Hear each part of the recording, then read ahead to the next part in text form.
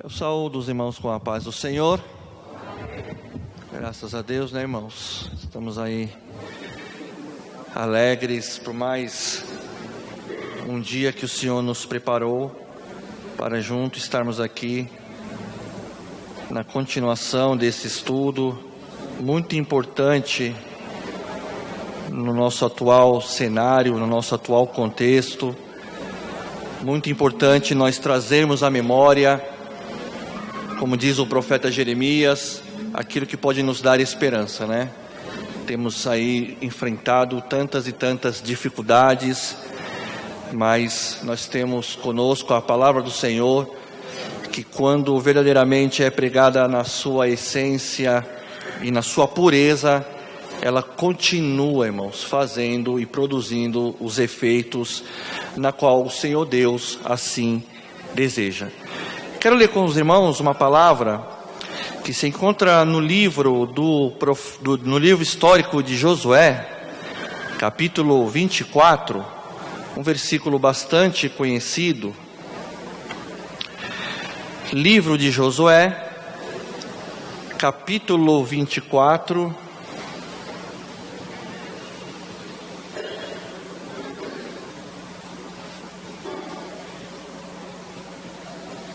versículo 15. Quero usar esse texto para dar a introdução no nosso tema de hoje.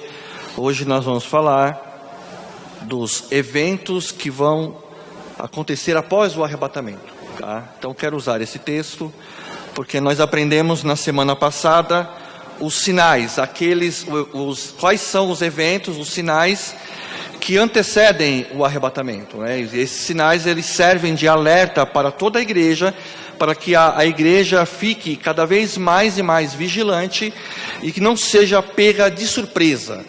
Hoje nós vamos falar então dos eventos que vão acontecer após o arrebatamento da igreja, tá? E vocês vão entender por que eu escolhi esse texto para dar essa introdução.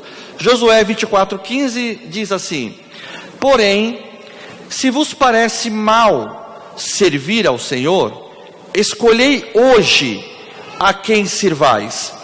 Se aos deuses a quem serviram vossos pais que estavam da além do Eufrates, ou aos deuses dos amorreus em cuja terra habitais, eu e minha casa serviremos ao Senhor. Amém? Bom, nesse capítulo de Josué já em idade bastante avançada, já próximo do término do seu ministério, ele reúne os principais das tribos de Israel, numa cidade chamada Siquém. Essa cidade de Siquém, ela ficava num vale, e nesse vale a cidade estava cercada por dois montes, o Monte Ebal e o Monte Gerizim, que eram os montes das bênçãos e o monte das maldições. Josué reúne ali os líderes, aqueles que tinham a responsabilidade de conduzir as tribos de Israel que haviam tomado posse da terra prometida, mas que ainda estavam sendo influenciadas por alguns povos que eles não haviam expulsados daquela terra.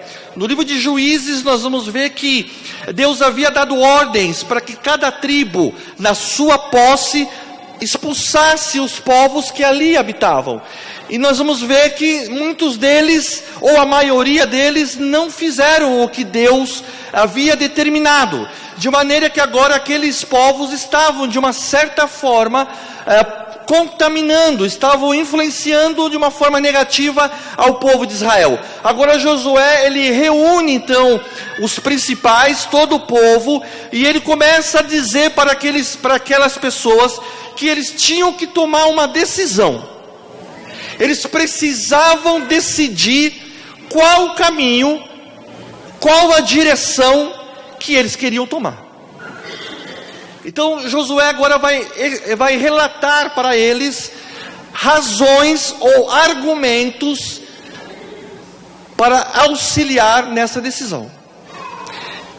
Lendo o capítulo 24, não só a partir do versículo que nós lemos, mas desde o versículo 1, nós podemos chegar a uma conclusão de que uma decisão, uma boa decisão, ela precisa levar em consideração pelo menos 3 aspectos. Uma boa decisão precisa olhar para o passado. Josué, no capítulo 24, versículo 1, ele começa a falar para esses principais: olha, lembra que Deus escolheu Abraão dentre tantos e tantos idólatras que havia lá na terra de Ur dos caldeus, escolheu Abraão. De Abraão Deus fez uma nação. Deus também levantou Moisés, e Moisés tirou esse povo que estava preso no Egito, ficaram 400 anos presos, escravos no Egito. E também vai falar de que Deus conduziu este povo por todo aquele longo e grande deserto por cerca de 40 anos, e não permitiu que não faltasse nada para eles, e agora eles estavam na terra na qual Deus havia prometido para eles. Eles precisavam olhar para trás e relembrar tudo que Deus havia feito para eles. Uma boa decisão, ela precisa estar baseada, primeiro, olhando para trás. Olhando para o passado, olhando para tudo o que Deus já fez na minha e na tua vida. O segundo argumento é que uma boa decisão, para que uma boa decisão seja acertada, eu preciso olhar para o presente. Eu preciso olhar para o que Deus tem feito no presente, e não só ficar lembrando das coisas que Deus fez no passado, olhando o que Deus tem feito para nós agora.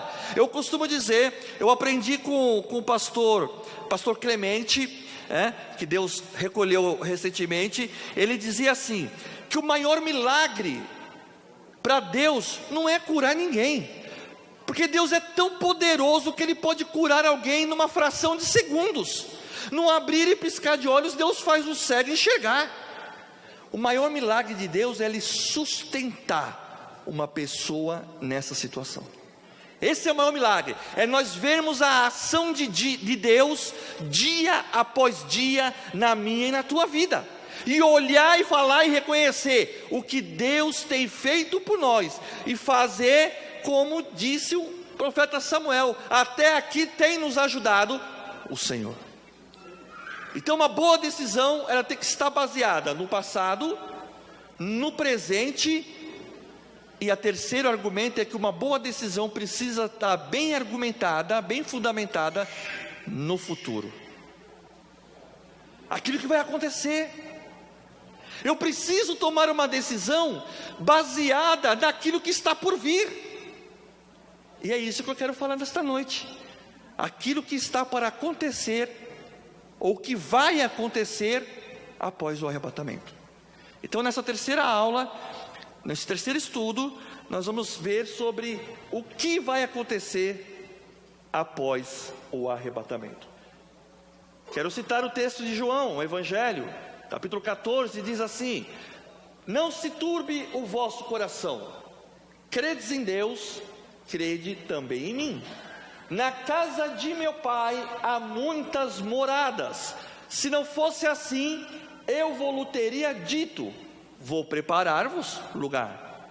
E quando eu for e vos preparar lugar, virei outra vez e vos levarei para mim mesmo, para onde eu estiver, estejai vós também. No arrebatamento, então vamos aqui criar uma situação. O arrebatamento aconteceu. E agora? Eu tenho duas dimensões para analisar. Após o arrebatamento eu preciso analisar uma dimensão espiritual. O que vai estar acontecendo no céu. E o que vai estar acontecendo aqui na terra, na dimensão física, na dimensão concreta.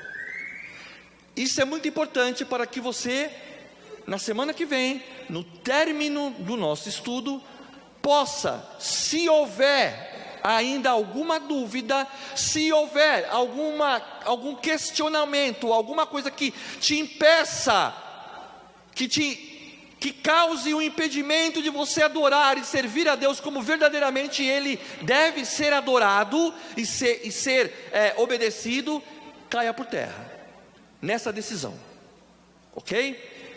No arrebatamento, o Senhor Jesus deixará o seu trono, e vindo do céu, a casa do Pai, aparecerá nos ares. Nós vimos que o arrebatamento se dará em duas fases. Na primeira fase, nós, a igreja, aqueles que morreram em Cristo Jesus, primeiro ressuscitarão e subirão, e nós, os que estivermos vivos, seremos então transformados, e também subiremos e nos encontraremos com o Senhor nos ares. Então, na primeira fase do arrebatamento, na primeira fase da vinda de Jesus, que é o arrebatamento, o Senhor Jesus, ele não pisa na terra, é a igreja, é os santos que irão subir e se encontrar com o Senhor nos ares. Então o Senhor descerá do seu trono junto ao seu Pai, e então esperará a igreja, esperará os santos para se encontrar com Ele nos ares. Ele não virá de maneira visível sobre a terra, mas permanecerá na atmosfera superior. Então serão ressuscitados, primeiro os que morreram em Cristo, logo a seguir os corpos que ainda estiverem vivos serão transformados. Então a igreja será arrebatada coletivamente ao encontro do Senhor nos ares, entre nuvens, e Ele levará sua noiva para a casa do Pai.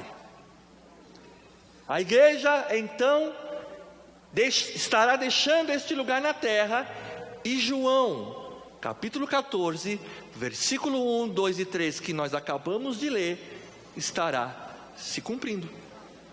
Graças a Deus. Aleluia. Aleluia. Bom, logo após o arrebatamento da igreja, dar-se-á na terra um tempo descrito na Bíblia como sendo a grande tribulação. Então, quando a igreja subir, se encontrar com o Senhor nos ares, na terra automaticamente se iniciará um tempo de grande aflição, de grande angústia, que a Bíblia chama de grande tribulação. Mas para os que foram arrebatados, existem dois acontecimentos retratados nas Escrituras, dos quais a igreja tomará parte após o arrebatamento nos céus. Quais são esses dois eventos? As bodas do Cordeiro e o tribunal de Cristo. Então hoje nós vamos tratar especificamente desses dois momentos: os eventos que estarão acontecendo no céu e os eventos que estarão acontecendo aqui na terra, tá? Para que quando você se encontrar no vale de Siquém, você possa escolher o que você quer. Amém? Vamos lá. Bodas do Cordeiro. Vamos começar com as bodas do Cordeiro. A palavra bodas tem o significado de celebração de casamento, ou uma festa com que se celebra casamento. A Bíblia ela é rica em textos que vão mostrar para nós essa analogia do noivo para com a noiva. A igreja do Senhor é a noiva que está sendo preparada, adornada para se encontrar com o noivo que está nos aguardando no céu. Amém. Nesse dia em que a igreja se reunir, em que a noiva se reunir com o seu noivo, acontecerá então as bodas do Cordeiro. As bodas, a grande festa que celebra a união da noiva para com o noivo, e os dois então serão um só. Há vários textos. No arrebatamento da igreja, Cristo aparece como o noivo que leva a noiva consigo, para que o relacionamento que foi prometido seja consumado e os dois se tornem um. Quero que você abra a sua Bíblia no Evangelho de nosso Senhor, segundo o evangelista Lucas, no capítulo 22.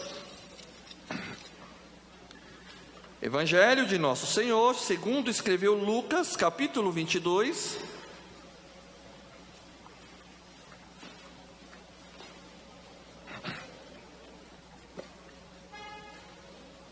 A partir do versículo 7, nós temos aqui o texto onde o Senhor Jesus, ele começa os preparativos para instituir a ceia do Senhor.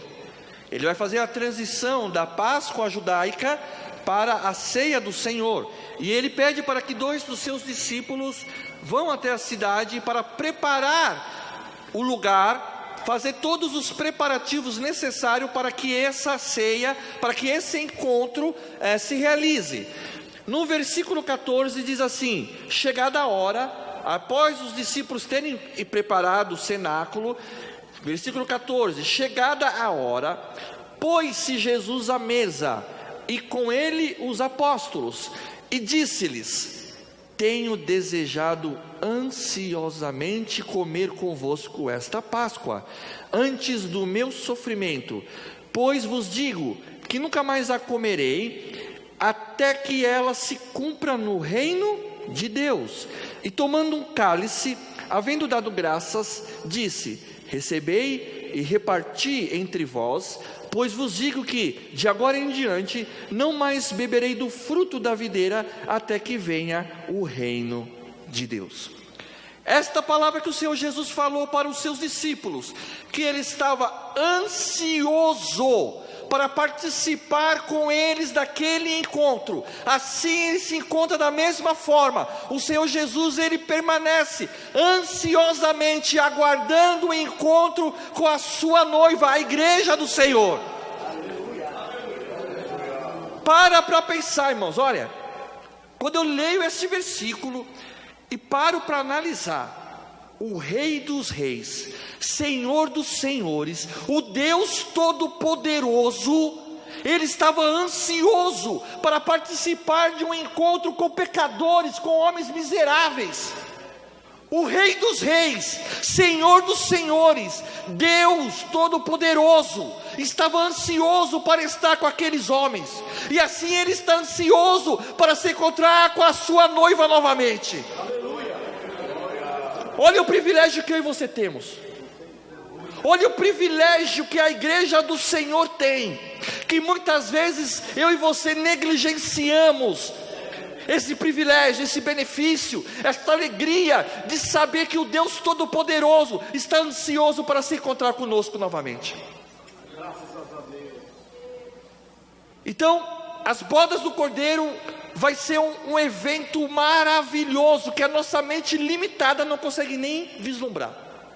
Não dá. A nossa mente, por mais que a gente leia os textos do Apocalipse e vê lá o simbolismo das ruas de cristais, de ouro, os muros de jaspe, toda aquela beleza que é nos mostrada no livro do Apocalipse, mesmo assim a nossa mente limitada não consegue vislumbrar o que será a maravilha, o esplendor desse encontro com o Senhor Jesus.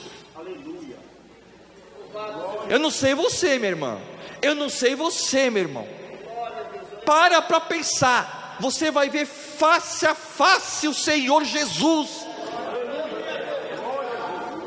Para analisar, veremos o Senhor como Ele é. Eu fico imaginando, irmãos, eu fico imaginando esse dia. Ai, meu Deus, como que vai ser? Qual vai ser a minha reação quando fala assim, ó, é Jesus? As bodas do Cordeiro vão nos fornecer isso daí. As bodas do Cordeiro vão nos dar essa alegria indescritível de podermos estar reunidos com o nosso Senhor. As bodas do Cordeiro será algo que ocorrerá entre o arrebatamento da igreja e a segunda vinda de Cristo. A segunda fase da vinda de Cristo. No final da tribulação de 7 anos. Nesse tempo, nesse intervalo de tempo, estará ocorrendo as bodas do Cordeiro. Então é nesse momento que a igreja estará ali se unindo como noiva ao seu noivo, para juntos estarmos com o Senhor no céu. Esse evento, esta alegria, só está reservada à noiva. Vale a pena, irmãos? Vale a pena, não vale? Vale a pena, irmãos. Paralelamente a isso, irmãos, ainda falando das bodas, Apocalipse 19:9 diz assim: então me falou o anjo, escreve: bem-aventurados aqueles que são chamados à ceia das bodas do Cordeiro. E acrescentou: são estas as verdadeiras palavras de Deus. Bem-aventurado, mais que feliz, mais que abençoado, são aqueles que participarão desse encontro com o Senhor Jesus. Aleluia. O convite para as bodas, Mateus 22 nos conta a parábola, né? E vai dizer assim: enviou ainda outros servos com esta ordem: dizei aos convidados: eis que já preparei o meu banquete, os meus bois e cevados já foram abatidos, e tudo está pronto, vinde para as bodas. Eles, porém, não se importaram e se foram, um para o seu campo, outro para o seu negócio, e os outros, agarrando os servos, os maltrataram e mataram. O rei ficou irado, e enviando as suas tropas, exterminou aqueles assassinos e lhes incendiou a cidade. Então disse aos seus servos: está pronta a festa, mas os convidados não eram dignos. Nós precisamos tomar cuidado para não cairmos nesse juízo. Nós precisamos estar atentos, nós precisamos ser zelosos da palavra do Senhor, para que nós não venhamos a cair nesta situação. Aqui nós temos uma parábola onde o Senhor Jesus vai dizer que estava pronto o banquete. O rei é o Senhor Jesus. Quando ele diz que muitos não se importaram e se foram, um para o seu campo, outro para o seu negócio, ele está falando do povo de Israel, que rejeitaram a palavra do Senhor, que rejeitaram o Senhor como Messias. Quando ele diz que os servos os maltrataram e mataram, aqueles que foram fazer o convite, está falando dos profetas, que falavam a palavra de Deus e que foram mortos pelos judeus. E quando ele diz que o rei se irou, enviou suas tropas, exterminou aqueles assassinos, incendiou a cidade, ele está falando do momento que vai estar acontecendo aqui na terra, que é a grande tribulação. Então as bodas do Cordeiro são o primeiro evento que estará acontecendo após o arrebatamento da igreja. A noiva tem que estar pronta, a noiva vai ter que estar preparada, a noiva tem que estar adornada, a noiva tem que estar vigilante, para que não venha acontecer como aconteceu com aquelas 5 virgens loucas, que não prestaram atenção, que o noivo estava se aproximando, estava próximo, e não guardaram aquilo que deveriam guardar. Quando chegou a hora, já era. Quando chegou o momento, não tem como mais voltar atrás. Então cuidado, irmãos, para que não sejamos como aquelas 5 virgens nécias e loucas. O segundo evento é o tribunal de Cristo. Nós falamos aqui na primeira semana, me lembro, que é uma grande, por parte de muitos crentes, uma grande dúvida. Mas tribunal, já não passa a luta que eu passo aqui, já não basta a luta que passamos aqui, as provas que passamos aqui, ainda vou passar por um tribunal? Calma, esse tribunal de Cristo é aonde nós, que já estivemos ali, participando das bodas do Cordeiro, receberemos do nosso Senhor Jesus o galardão, de acordo com as obras que praticamos aqui na terra. Não é que nós somos salvos pelas obras, não tem nada a ver, mas o Senhor Jesus, Ele nos deu talentos. O que você tem feito com o seu talento? Eu não sei fazer nada. Não é verdade. O Senhor Jesus, Ele deu talentos para cada um de nós. O que você tem feito com o seu talento? Você louvava e não louva mais? Você evangelizava e não evangeliza mais? Você pregava e não prega mais? Você orava com mais frequência e não ora mais? Você jejuava e não jejua mais? O que você tem feito com o talento que o Senhor Jesus te deu, com a ferramenta que Ele te deu? Nesse dia será cobrado. Nesse dia será avaliado o que nós temos feito com aquilo, o que nós fizemos com o talento que o Senhor Jesus nos deu. Então nessa hora, no tribunal de Cristo, todos os salvos participarão não para condenação, mas para que cada um receba um galardão de acordo com a sua obra aqui. Então é o momento da recompensa. Não fique achando que o Senhor Jesus deixe passar em branco, não. Não fique achando que você foi chamado para ficar sentado no banco da igreja, não. Não fique achando que você não tem que fazer nada na obra do Senhor, não. O Senhor Jesus, Ele requer de nós que nós façamos a sua obra. Nós temos o maior privilégio, que é pregar a palavra da verdade, a palavra do Senhor ao mundo. Então naquele grande dia, no tribunal de Cristo, os salvos, aqueles que participaram, que subiram no arrebatamento, participarão do tribunal de Cristo, que não é um tribunal para julgamento de pecado, não é, não fique preocupado, não é, e sim um tribunal para entrega dos galardões dos santos. Nesse tribunal haverá muita alegria, pois Deus, por ocasião das bodas do Cordeiro, entregará os galardões de cada um conforme as suas obras. 2 Coríntios capítulo 5 versículo 10 diz assim: porque importa que todos nós compareçamos perante o tribunal de Cristo, para que cada um receba segundo o bem ou o mal que tiver feito por meio do corpo. Aí você pode me perguntar assim, mas espera aí, por que Paulo vai dizer que bem ou mal? Que negócio é esse? No céu não entra pecado? Como que lá alguém vai receber algum galardão pelo mal que tem feito? Não é o mal moral que Paulo está falando aqui. Não é o mal do pecado que Paulo está falando aqui. Mas é a razão ou o motivo que você fez a obra do Senhor. Na Bíblia, Jesus vai dizer assim. Tem uma passagem que Jesus vai dizer assim: naquele grande dia, muitos me dirão, mas Senhor, no teu nome eu profetizei, no teu nome eu expulsei demônio, no teu nome eu curei, no teu nome eu fiz isso, isso e isso. E aí Jesus respondeu o que para eles? Apartai-vos de mim, que eu não vos conheço, maldito. Eles fizeram tudo aquilo, foi Jesus que falou, não tem por que duvidar. Mas qual foi a razão que eles fizeram aquilo? Qual foi o motivo que fizeram eles fazer aquilo? Então tem gente que prega só se receber dinheiro. Tem gente que canta só se vender CD. Tem gente que vai para a reunião só porque se o pastor cobra. Tem gente que só faz a obra porque senão vai ser cobrado. É assim que você acha que Deus vai te recompensar? Fazendo dessa forma?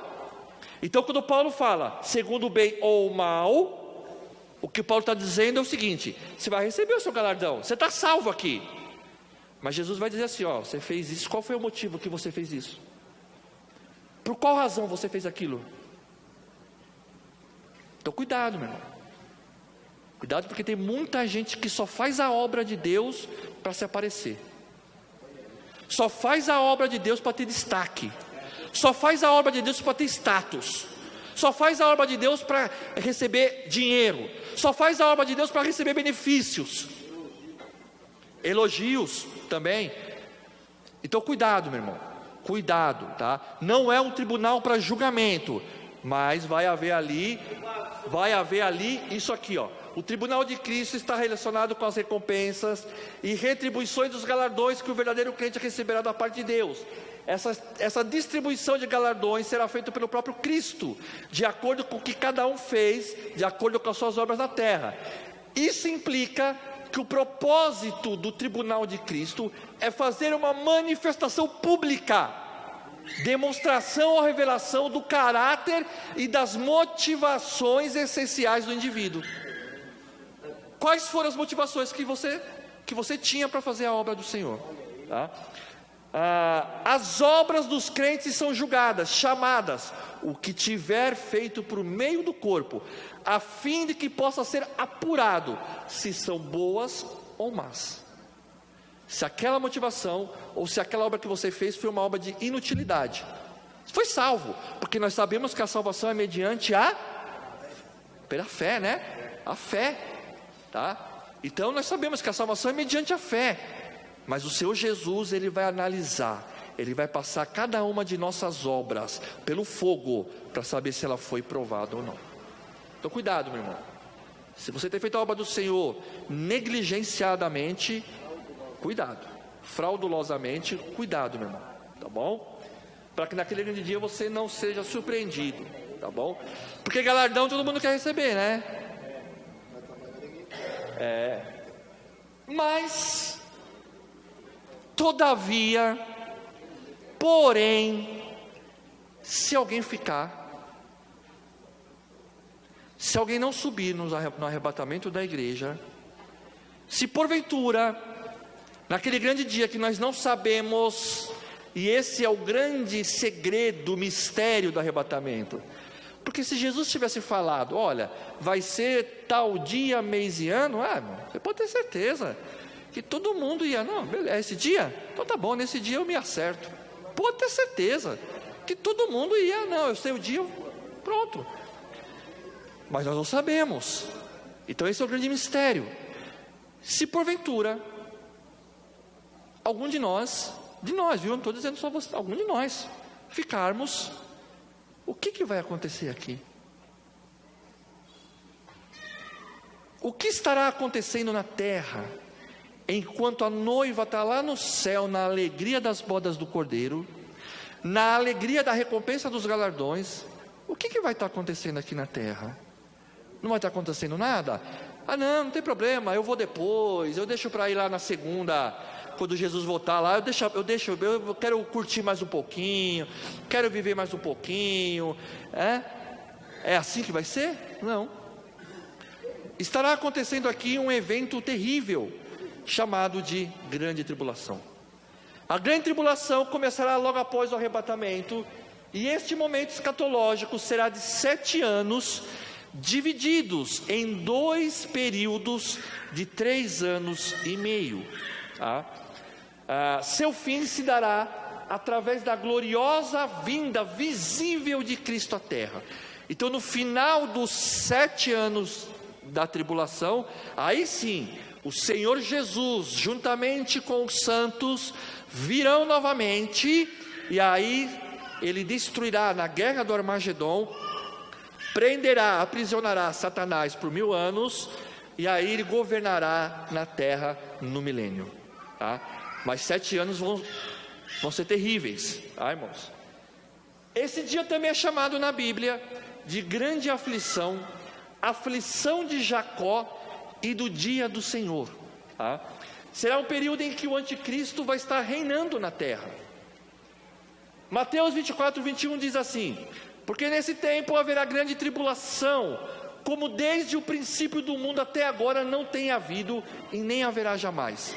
Esse é outro versículo que eu olho e falo, meu Deus, se o negócio já está feio agora, e Jesus falou que nunca houve um dia antes, e nem vai haver um período depois, imagina como vai ser. Você olha para Sodoma e Gomorra, vai ser pior. Você olha para todas as situações que o povo de Israel passou, vai ser pior.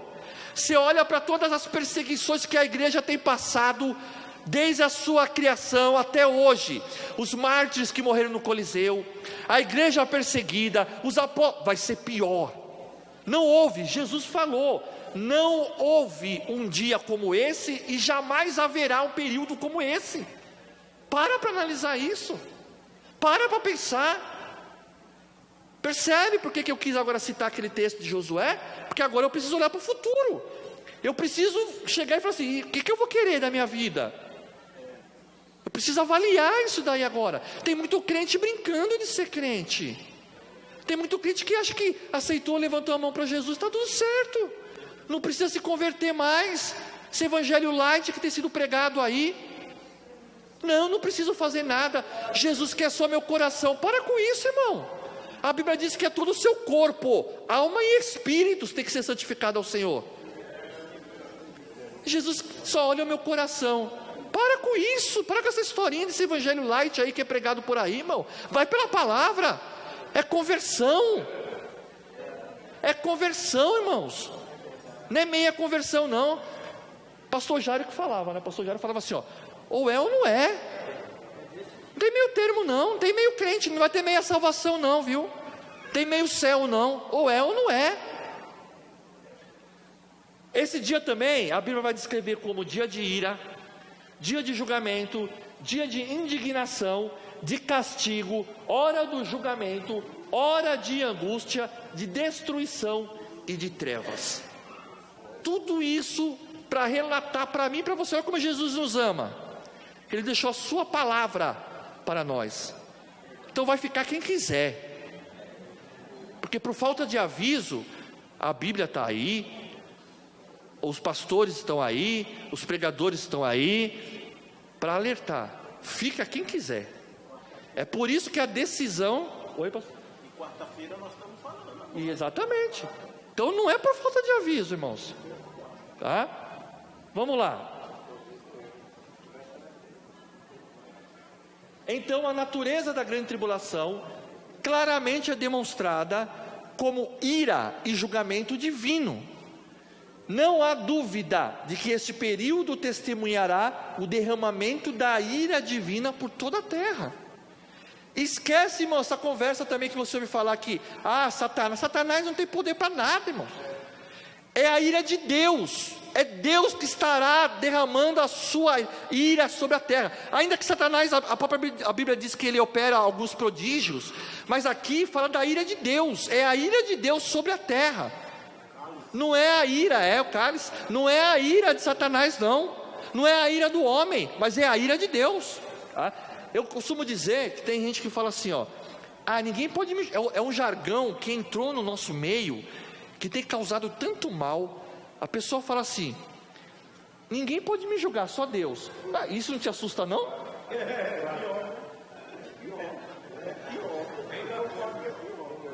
Ninguém pode me julgar, só Deus. Não te assusta isso daí? Deveria te assustar. Apocalipse 3,10 diz assim, porque guardaste a palavra da minha perseverança, olha aí para nós, também eu te guardarei da hora da aprovação que há de vir sobre o mundo inteiro, para experimentar os que habitam sobre a terra. A carta escrita à igreja de Filadélfia, o Senhor Jesus fez uma promessa, que a sua igreja não passará por este momento. Deus nos guardaria, nos livraria desse momento da ira de Deus, tá? Então fique tranquilo, porque nessa hora nós estaremos num lugar muito bom, um lugar de delícias, um lugar de alegria, onde não há choro, não há morte, não há pranto, não há dor. Esse período é particularmente a hora em que a ira e o juízo de Deus vão cair sobre a terra. Não é a ira dos homens, nem a de Satanás, a não ser à medida que Deus os utilize como canais para a execução de sua vontade. Então lá em Apocalipse não fala que o Satanás...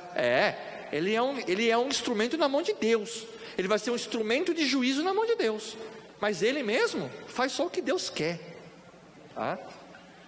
Esse período difere de toda a tribulação anterior, não apenas em intensidade, mas também em tipo, já que ela vem do próprio Deus. Tá? Qual que é o propósito? Pelo menos dois. O propósito de Deus em relação a Israel na tribulação é promover a conversão de uma multidão de judeus que entrarão nas bênçãos do reino e experimentarão o cumprimento de todas as alianças de Israel.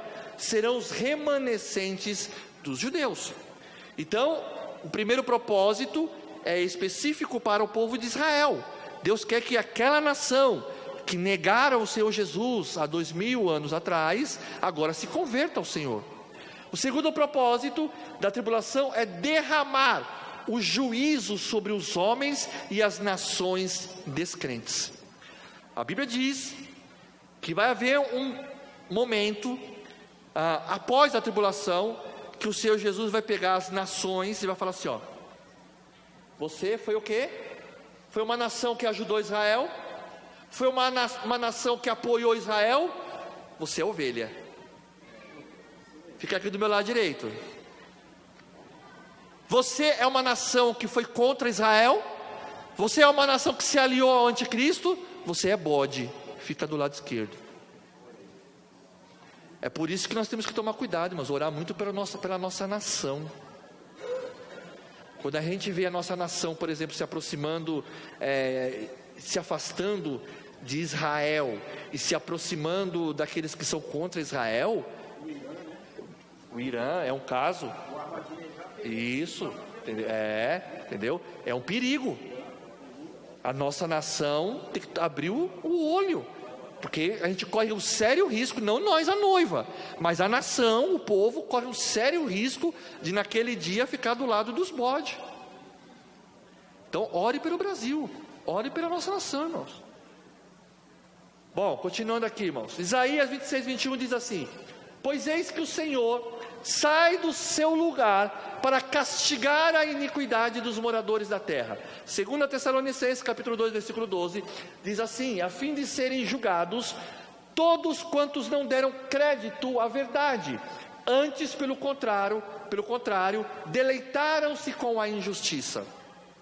Quero que você abra um texto também, para a gente reforçar essa ideia de que o propósito da tribulação é o tratar de Deus com o povo de Israel. Abra sua Bíblia no livro de Amós.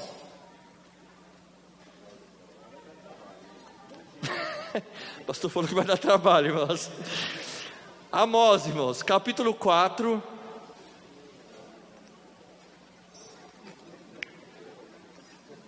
Tem um versículo nesse capítulo de Amós, que ele é muito usado em congresso, em festividade.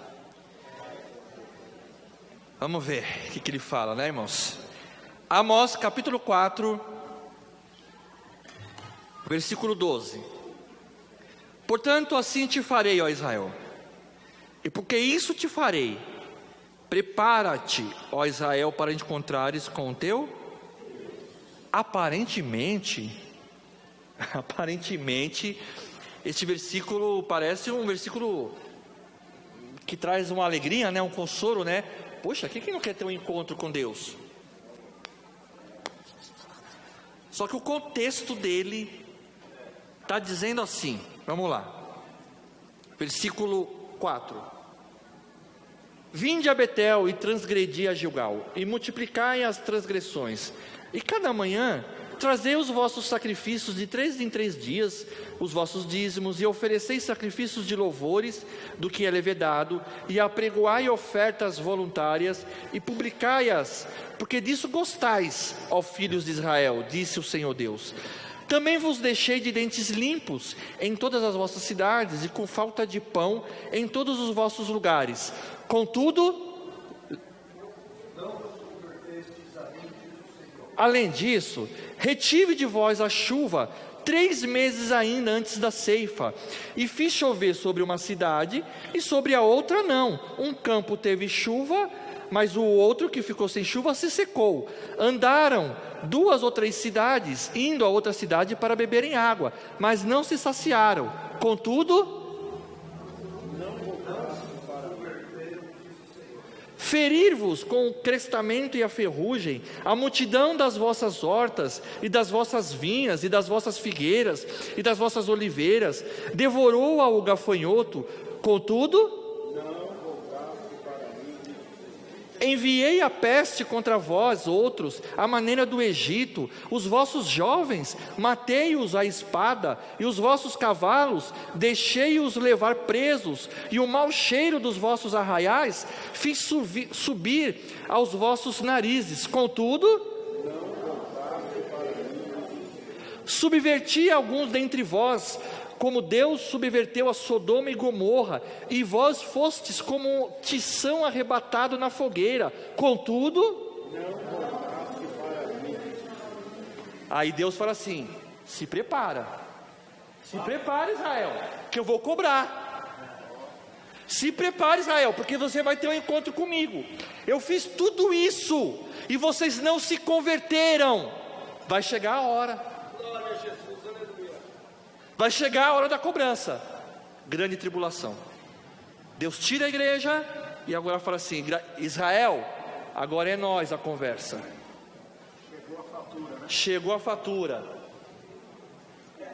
Para isso, irmãos, para nós entendermos esta semana, nós precisamos voltar lá no livro do profeta Daniel. Pode abrir lá, irmão, se você quiser. Livro do profeta Daniel, capítulo 9. A partir do versículo 20 tem a profecia das 70 semanas, né?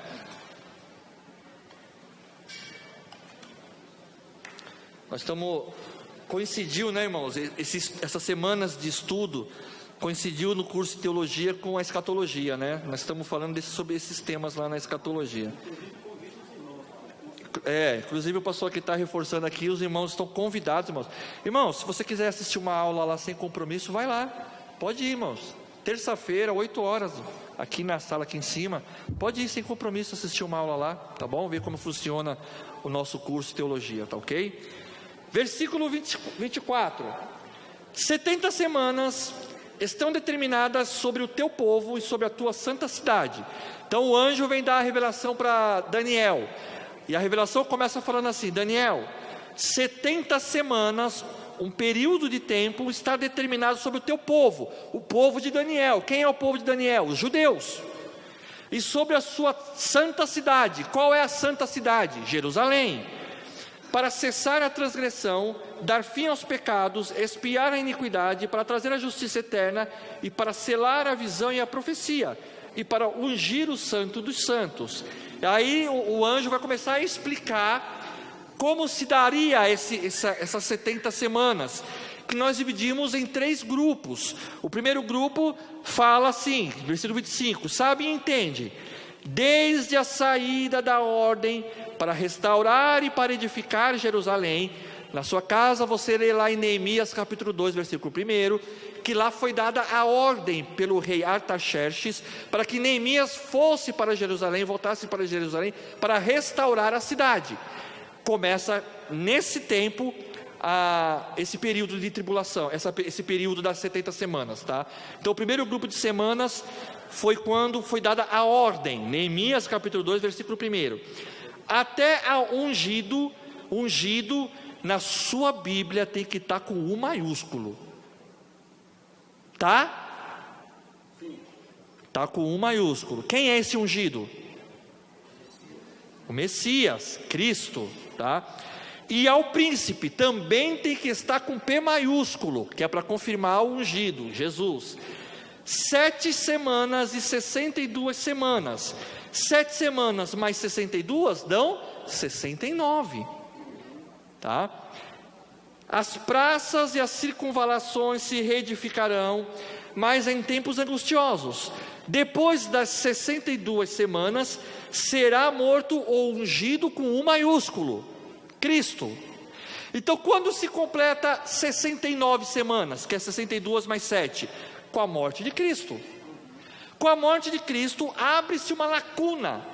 Lembra quando eu falei na primeira semana que Deus, isso aí é uma analogia, tá? Deus, ele anda com uma ampulheta na mão, aquele reloginho de areia. Quando Cristo morreu, ressuscitou e subiu aos céus, Deus virou o relógio. Está na mão de Deus. Abriu um tempo no espaço, uma lacuna, a graça, a dispensação da graça, a dispensação da igreja, que nós estamos vivendo até hoje. Quanto tempo vai durar? Não sei. Quanto tempo mais nós temos? Não sei. Mas foi aberto esse tempo, que é esse tempo que nós estamos vivendo, tá?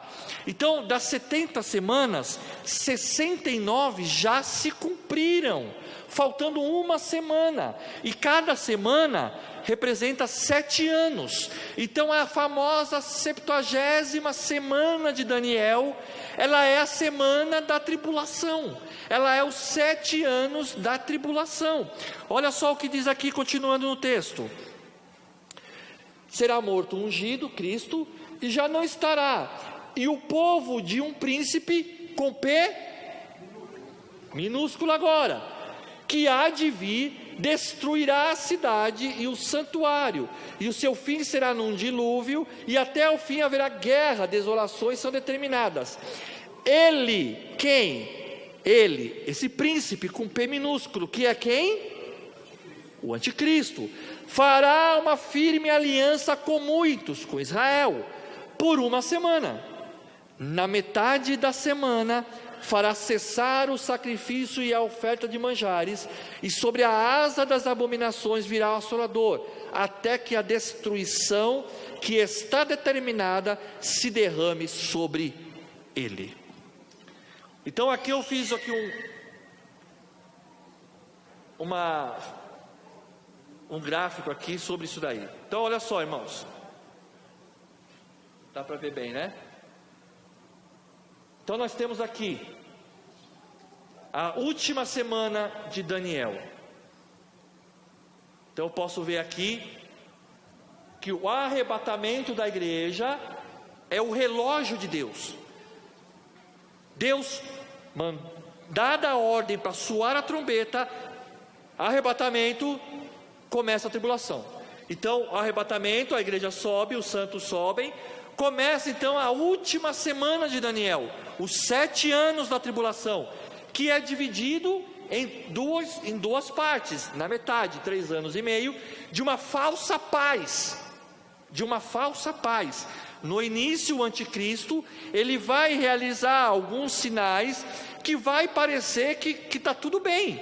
Vai melhorar a economia, vai acabar com algumas guerras, a violência vai diminuir, parece que está tudo bem, mas é uma falsa paz, tá? Então ele vai firmar uma aliança com Israel, tá? Aí na metade da semana, nós lemos que será quebrada essa aliança. Por quê? Qual que é sempre foi o grande objetivo de Satanás? Ser igual a Deus, receber adoração. Ele imita a Deus em tudo. Ele imita a Deus até na Trindade. Enquanto Deus tem a Santíssima Trindade, Deus, Pai e Filho, Satanás tem a Trindade satânica: a besta, o falso profeta e o anticristo. Em tudo ele quer imitar a Deus.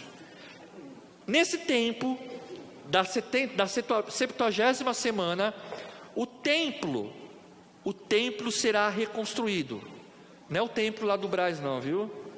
O templo da Celso Garcia, aquele lá não. Aquele templo dos judeus será reconstruído. Aquela mesquita de Omar que está lá, vai ter que sair de lá. O que vai acontecer? Eu não sei, se é um terremoto. Ela vai ter que sair de lá. Isso, vai ter que sair. O templo será reconstruído, e na metade da semana, o anticristo vai querer ser adorado lá dentro do templo. Aí os judeus vão falar assim: aqui não, aqui nós não adoramos outra pessoa a não ser Deus. E aí a aliança será quebrada, e aí virá então o período de pior momento da tribulação, tá? Então ele quebrará a aliança na metade da semana, tá? No início da semana vem o surgimento do anticristo. Na metade da semana ele quebra essa aliança, ele vai se revelar verdadeiramente como ele é, e aí ele vai exigir a marca da besta. Também não me pergunte, irmão, se vai ser chip, se vai ser código de barra, não sei também, e nem quero saber, não vou estar aqui, e nós não vamos estar aqui também, nem quero saber disso aí, tá? Mas vai ter uma marca, tá? E aí quem não tiver essa marca, já sabe o que vai acontecer, tá? No final dos 3 anos e meio finais, aquela barra vermelha, você pode acompanhar aqui, Jesus virá na guerra do Armagedon, no vale do Armagedon, e derrotará os exércitos do anticristo. E aí vai se iniciar o milênio. Isso vai estar acontecendo aqui na terra. Agora, como que eu posso, por falta de tempo, eu não trouxe, lá no curso de teologia os irmãos vão aprender: 7 selos, 7 trombetas, 7 taças. Esses eventos, se você pegar o livro do Apocalipse, do capítulo 1 ao capítulo 6, o que está acontecendo lá? Deus está falando ainda Qual é a igreja? Ele escreve as 7 cartas, não é? As igrejas da Ásia. Está falando com a igreja. Depois disso começa então os juízos de Deus. Então a 70ª semana, enquanto a noiva do Senhor estará com ele no céu, participando das bodas, recebendo os seus galardões, aqui na terra literalmente o chicote vai estar estalando. E nós lemos, é por isso que eu sempre gosto, irmãos, eu sempre falo, minha esposa é testemunha, quando a gente vai pregar, eu sempre gosto de citar versículo da Bíblia, sabe por quê? Porque se alguém fala assim, que palavra dura, você chega em casa, dobra seu joelhinho no seu quarto lá e fala com o papai, porque a palavra é dele, não é minha. O pregador, o pastor, as irmãs que pregam, nós somos como garçom. O garçom, ele chega com o prato lá na mesa lá, ele entrega lá o seu pedido. Mas quem fez a comida? Foi o cozinheiro, né? Ele só entrega. Nós só entregamos a palavra aqui, mas a palavra não é minha não, a palavra é de Deus. Então nós vimos o versículo bíblico que diz, que Jesus falou lá em Mateus, não vai haver, nunca houve e nunca vai haver um período tão tribuloso como esse. A grande questão para mim e para você é, você vai querer pagar para ver?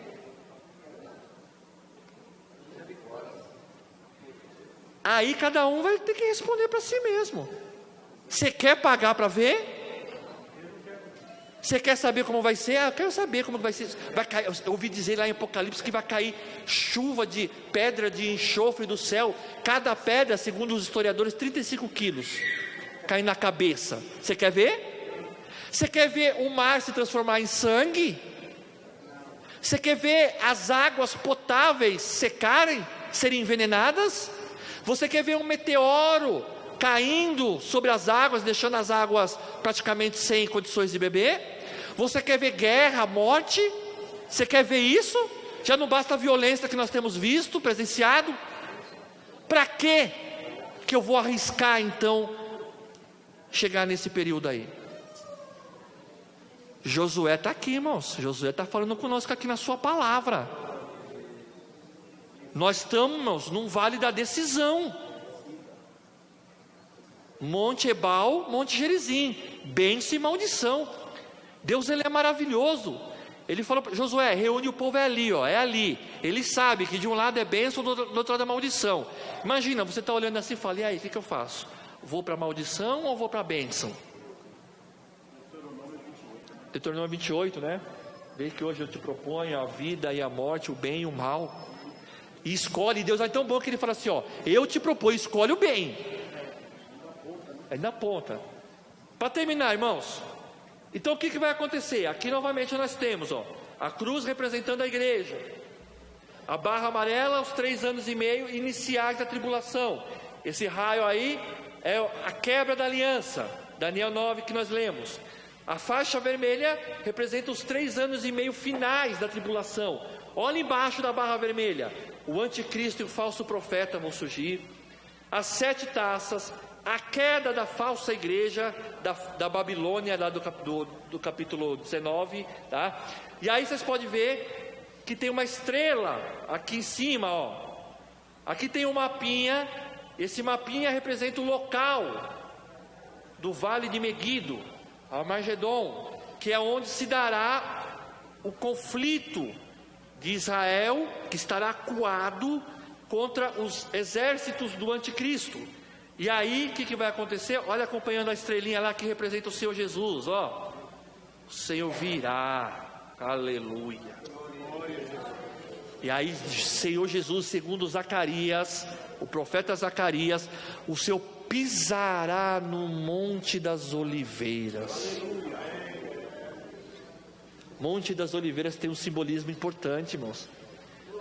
O Monte do Lagar. Era lá que eles ficavam amassando lá, triturando as azeitonas para sair o azeite.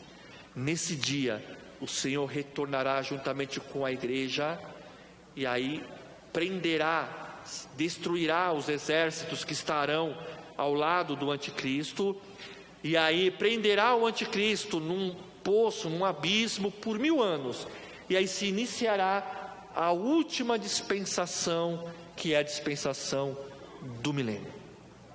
Amém? Então é isso, irmãos. Nós falamos nas 3 lições, nos 3 estudos, o conceito do arrebatamento. Na semana passada, os sinais, e hoje o que vai acontecer depois. Agora, sabendo disso, nós já temos argumentos. Eu já tenho bastante coisa para tomar a minha decisão.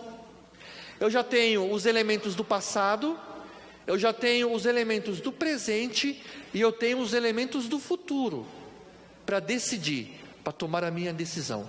Semana que vem, no nosso último encontro, nós estaremos falando como então agora, sabendo de tudo isso, como me preparar cada vez mais e mais para esse dia do arrebatamento do Senhor, para que nós não venhamos a cair nisso aqui. Então, no quarto estudo, como devemos nos preparar para o arrebatamento da igreja? Será que é de qualquer forma?